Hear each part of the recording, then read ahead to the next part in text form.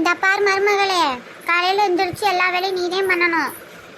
சும்மா என் மகனை கைக்குள்ள போட்டுக்கிட்டு அங்கிட்டு இங்கிட்டு ஆடணும்னு நினைச்சிடாத. என்ன வேலை செய்யணும்னு சொல்றீங்க? நான் காலையில் எந்திரிச்சு எல்லா வேலையும் செஞ்சுட்டேனே, சமைச்சிட்டேன், வீட்டுக்காருக்கு கொடுத்து அனுப்பிட்டேன். வேற என்ன வேலை செய்யணும்? என்னோட மக ஊர்ல இருந்து வந்திருக்கா, அவ துணியெல்லாம் அழுக்கா இருக்கு, போய் நீயே உன் கையால துவைக்கணும். எது?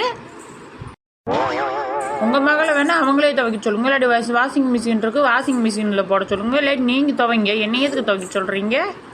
நீதே துவைச்சாகணும், ஏன்னா நீதானே இந்த வீட்டுக்கு மருமக. நான் மருமக தானே, நான் ஒன்றும் வேலைக்காரி இல்லையில. உன் இஷ்டத்துக்கு இருக்கிறதுக்கு உங்க அப்பா வீடு ஒன்றும் கிடையாது. உங்க இஷ்டத்துக்கு ஆடுறதுக்கு இது உங்க அப்பா வீடு ஒன்றும் கிடையாது. என்னம்மா வாயை குழந்தை நிற்கிற?